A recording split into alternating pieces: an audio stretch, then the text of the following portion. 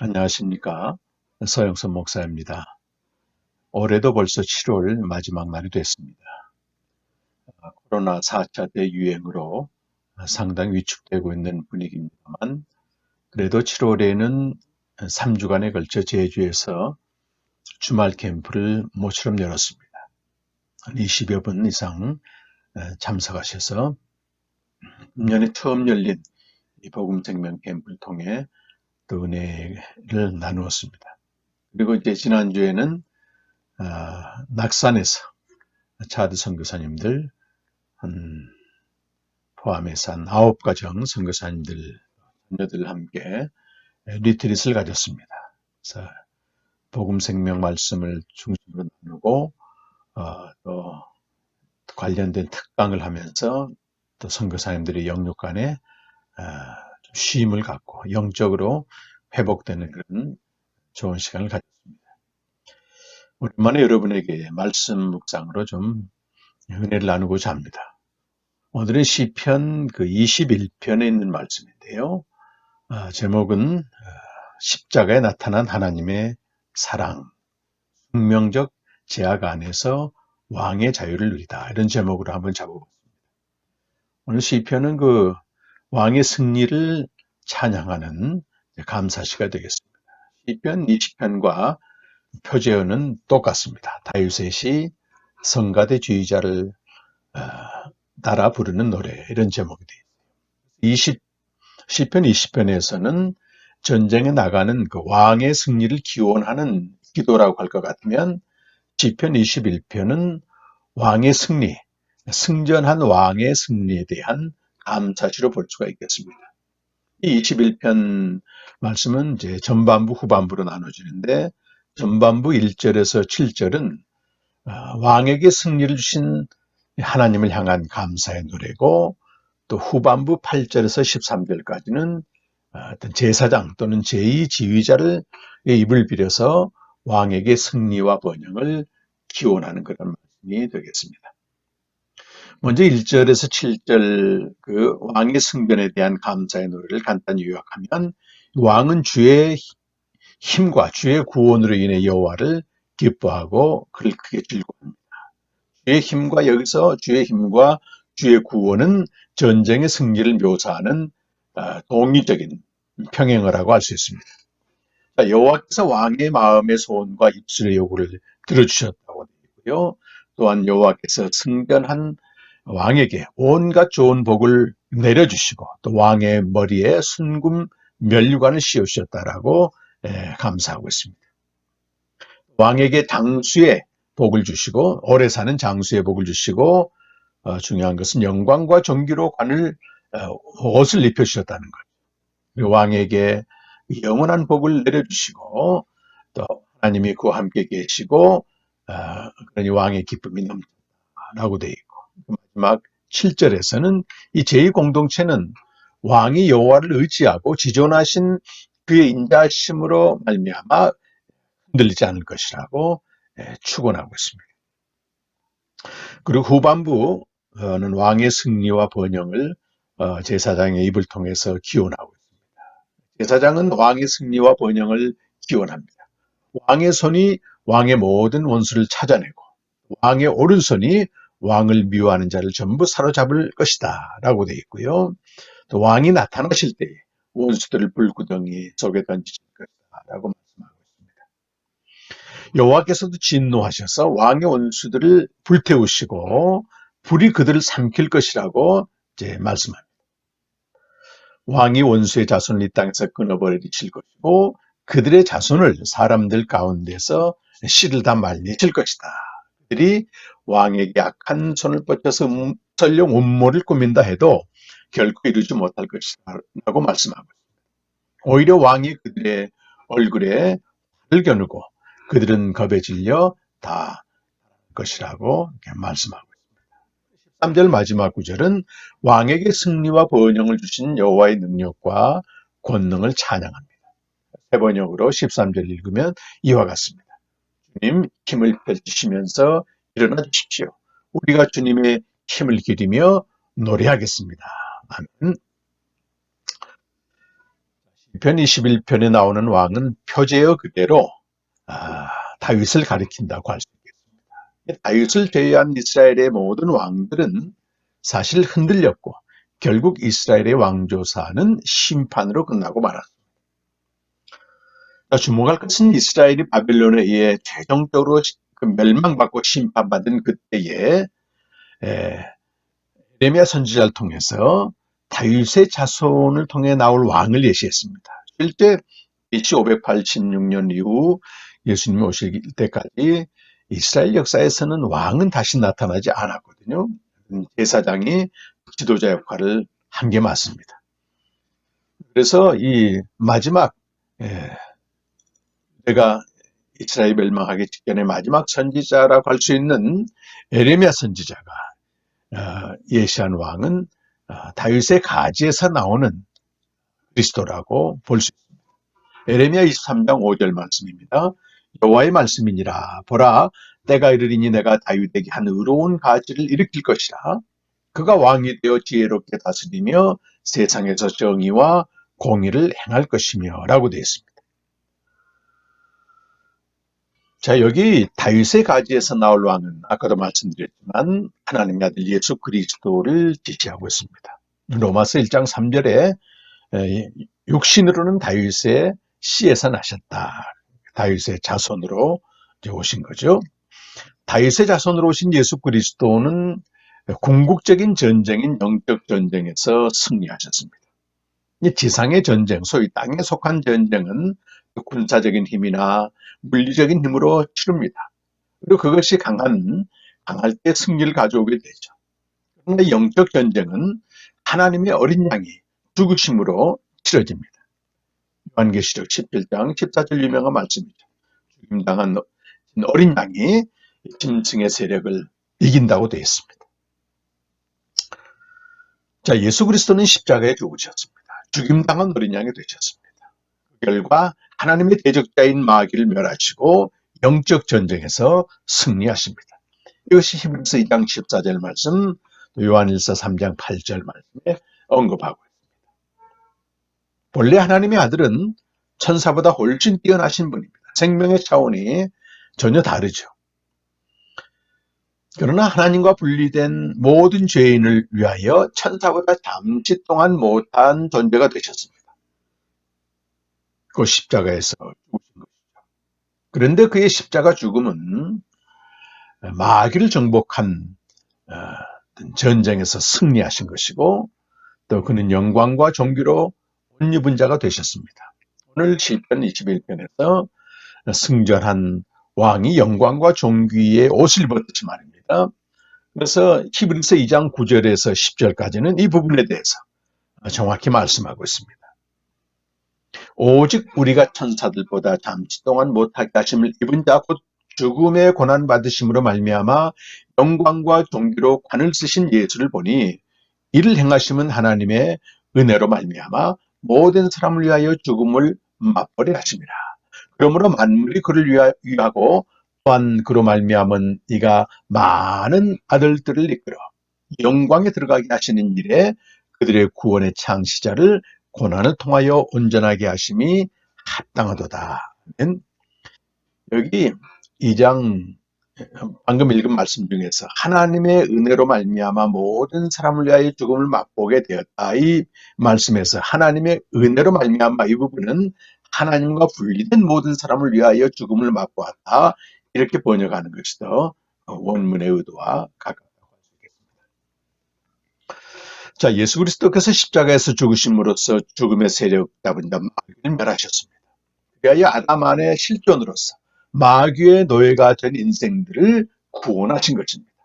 히브리서 2장 14절, 15절 뒷부분에는 이렇게 말씀하고 있어요. 자녀들은 혈과 육에 속하였으며 그도 또한, 그리스도도 또한 같은 모양으로 혈과 육을 함께 지니심은 죽음을 통하여 죽음의 세력을 잡은 자 곧 마귀를 멸하시며 또 죽기를 무수함으로 한평생 매여 종노릇하는 모든 자들을 놓아주려 하심이라. 죽음의 세력의 권세 잡은 자의 종노릇하는 우리들을 해방시켜주기 위해서 그리스도께서 마귀를 멸하셨다고 말씀하고 있습니다.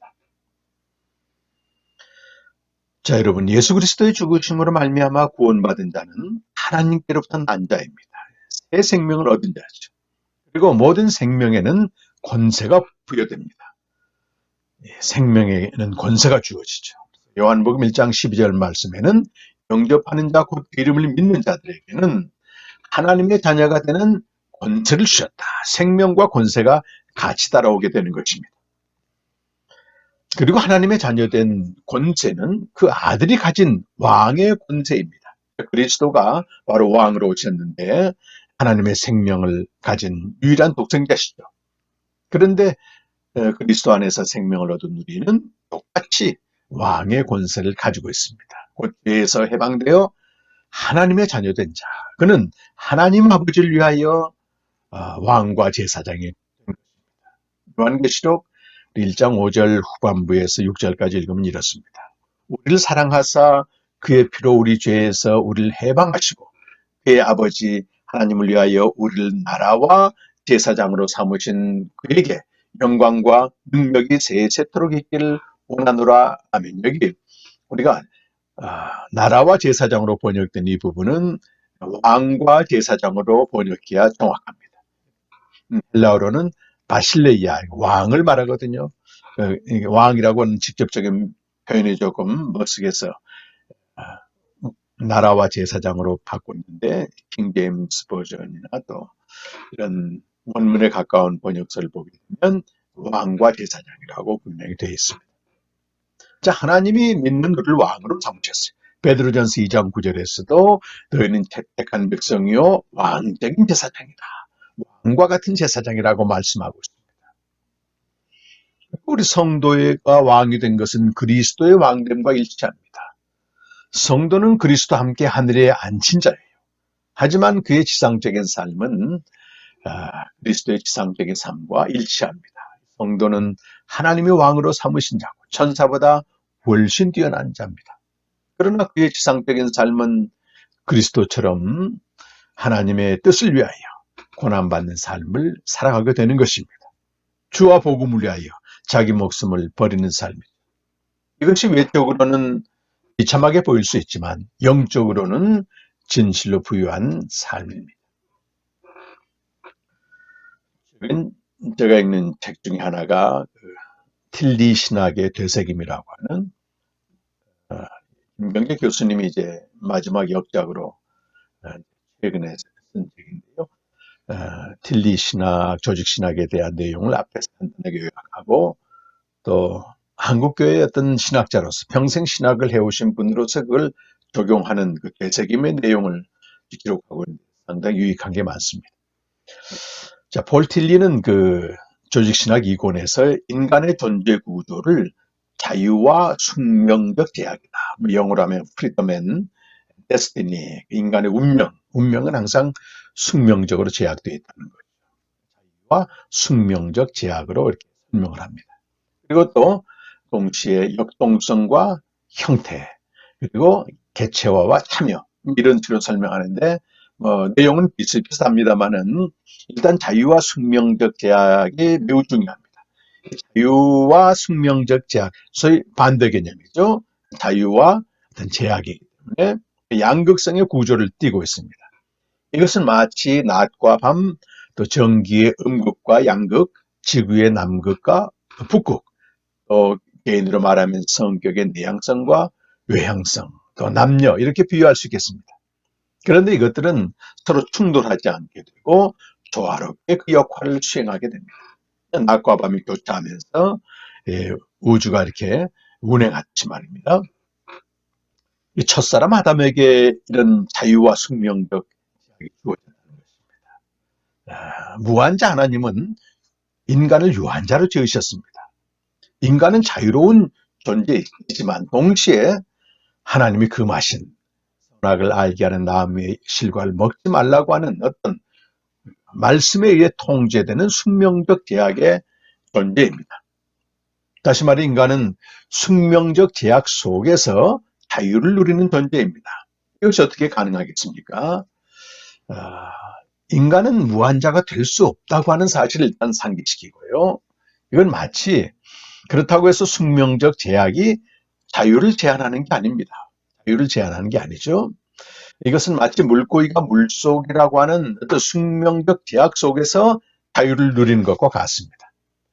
물고기의 창조 원리고 또 우리 인간의 창조 원리는 물고기가 물속에서 자유를 누리지 인간은 하나님 안에 거한다고 하는 하나님과 바른 관계라고 하는 숙명적 제약 속에 자유를 누리는 존재인 것입니다.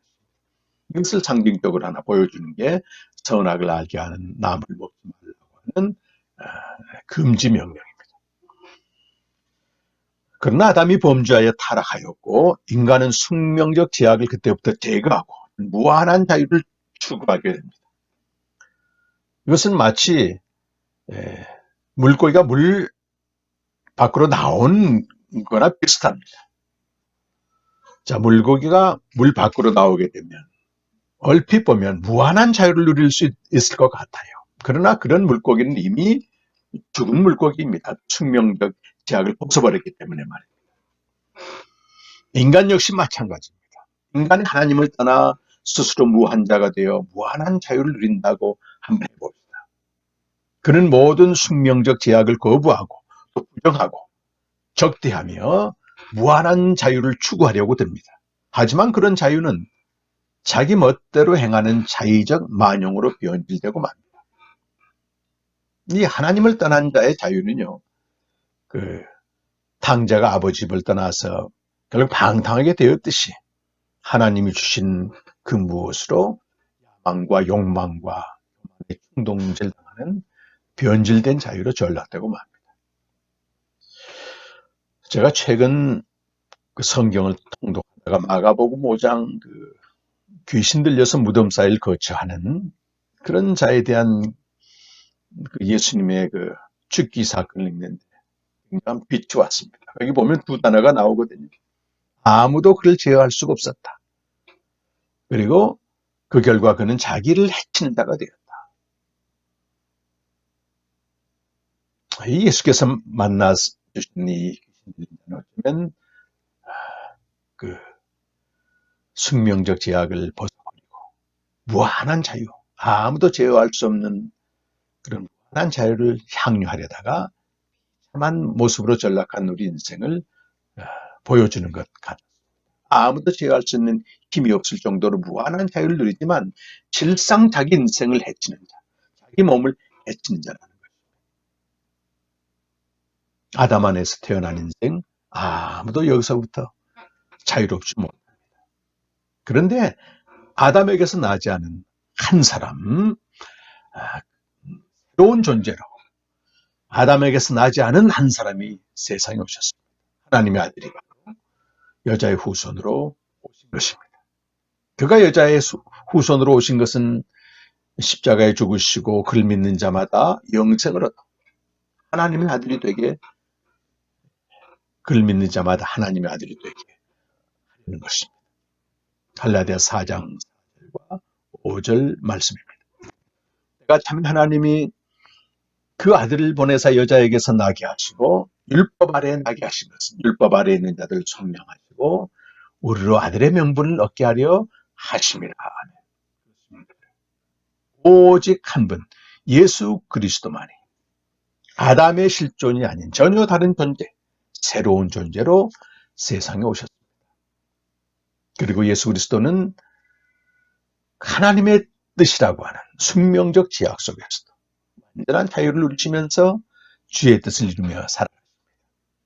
이제 누구든지 또 그리스도 예수 안에 있으면 새로운 피조물이 되는 새로운 존재가 되는 것입니다. 고린도후서 5장 17절 말씀입니다.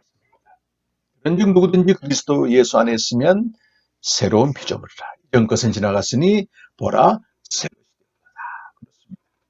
예수 그리스도야말로 진리로 우리를 자유케 하는, 그리고 그가 우리에게 주신 자유는 하나님이 인간에게 본래 의도하신 숙명적 제약 아래에서의 자유입니다.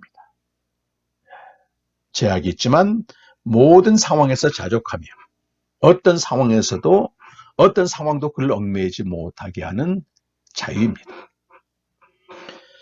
바울은 고린도후서 5장에서 아까 말씀드린 대로 그리스도인의 정체성을 그리스도 안에서의 새로운 존재, 새로운 피조물로 규정했습니다. 그리고 고린도후서 6장에서는 그 자신이 어떤 숙명적 제약 속에서도 완전한 자유를 누리는 자임을 말합니다. 고린도후서 6장 8절에서 10절까지 말씀을 제가 읽겠습니다. 우리는 속이는 자 같으나 참되고 무명한 자 같으나 유명한 자요. 죽은 자 같으나 보라 우리가 살아있고 징계를 받는 자 같으나 죽임을 당하지 아니하고 근심하는 자 같으나 항상 기뻐하고 가난한 자 같으나 많은 사람을 부욕케 하고 무것도 없는 자 같으나 모든 것을 가진 자로다. 이 세상의 어떤 제약도, 숙명적인 제약도 그 자유를 빼앗아가지 못한다고. 여러분, 이 세상에서 왕의 권세는 원하는 것을 마음껏 할 수 있는 어떤 자유자의 권세입니다. 세속의 왕들을 보면요, 어떤 숙명적 제약을 부정하고 제거하고 거절하면서 무한대의 자유를 누리는데 대부분 멸망에 이릅니다. 우리가 절대 권력은 절대 부패에 이르는 법이거든요. 예를 들어 어떤 정치가가 숙명적 제약이라고 하는 국민의 요구나 국민의 삶, 이 바램을 제거하고 뭐 자기 진영에 있는 사람들만 위해서 어떤 절대 권력을 행사하게 되면 반드시 무너지게 되어 있습니다. 절대 군주와 독재자와 권력자들은 하나같이 비참한 만로를 당했습니다. 그들에게는 왕이라고 하는 지도자라고 하는 특별한 절대 자유를 누리기 위해서 그에게 가해진 숙명적인 제약을 거부하기 때문에 그렇습니다. 그러나 하나님의 자녀로서 왕된 자는 이 숙명적인 제약을 수용하고 완전한 자유자로 살아가게 되는 것입니다. 우리 믿는 자에게 숙명적 제약이란 이제 문자적으로 에덴 동산의 선악을 알게 하는 나무의 열매를 금하는 것이 아닙니다. 이것은 여호와를 의지하여 높으신 이의 인자로 충만한 것입니다. 오늘 시편 말씀 매우 중요합니다. 왕이 여호와를 의지하여 그의 지극히 높으신 자의 인자하심으로 영원히 흔들리지 않는다는 것입니다. 왕이지만 절대 자유를 행사하지 않고 말이죠. 무한한 자유를 행사하지 않고 만왕의 왕 되신 주님을 의지하고 오직 그의 인자하심에 나오는 그 사랑으로 말미암아 흔들리지 않는다는 것입니다. 그의 인자하심은 이제 신약 시대에서 보게 되면 만물 안에 그 무엇도 끊을 수 없는 그리스도 예수 안에 있는 하나님의 사랑입니다. 바울이 그것을 노래하고 있죠. 노래하고 있죠. 내가 확신하노니 사망이나 생명이나 천사들이나 권세자들이나 능력이나 현재일이나 장래일이나 높음이나 기쁨이나 다른 어떤 피조물이라도 우리 주 그리스도 예수 안에 있는 하나님의 사랑에서 끊을 수 없으리라. 이 로마서 8장 38절과 39절 매우 위대한 선언이라고 볼 수 있습니다. 성도 여러분, 또 영생의 지체 여러분, 지속되는 코로나 사태는 보면 보편적인 우리가 또 감당해야 될 숙명적인 제약이라고 할 수 있습니다. 당연시됐던 일상이 숙명적으로 제약되고 있습니다. 이것은 어떻게 보면 숙명적 제약의 존재라고 하는, 우리 인간이 숙명적 제약의 존재라고 하는 것을 일깨우는 하나님의 사건일 수 있고요. 인간은 무한자가 아님을 또 깨우쳐주는 영적인 사건으로 볼 수 있습니다. 그러나 새로운 존재로서의 그리스도인은 숙명적 제약 속에서도 자유를 누릴 수 있다는 것입니다. 물고기가 물속에서 자유를 누리듯 하나님 아버지의 품속에서 자유를 누리는 것입니다.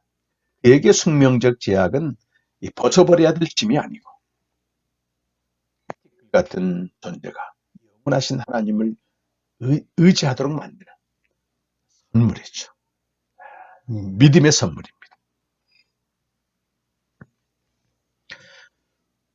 이 자유와 숙명적 제약이라고 하는 인간 존재의 구조를 이제 묵상하고 성찰하면서 저 자신의 인생을 자연히 돌아보게 되었습니다. 아담 안에서 태어난 실존, 저 역시 숙명적 제약을 부정하고 무한한 자유를 추구하였습니다. 하나님의 품을 떠난 자의 실존으로 모든 제게 있는 제약을 거부하고 하나님처럼 되고자, 그리고 저의 자유를 제한하는 인생의 걸림돌을 제거해버리고 내가 원하는 것을 이루고자 왔습니다. 마치 귀신 들린 자처럼 아무도 제어할 수 있는 힘을 행사하며 결국은 나를 해치는 인생을 살았던 것입니다. 제가 바로 원하는 대로 살면서 무덤 사이를 배회하며 신호등을 무시하고 어떤 제약을 무시하고 달리는 차는 사고가 나야 멈추는 법입니다. 큰 벽에 부딪히거나 겁없이 질주하던 인생도 고통을 뛰어넘는 상상을 초월한 재앙이 제게 임했고, 이건 하나님의 가혹한 심판이었습니다.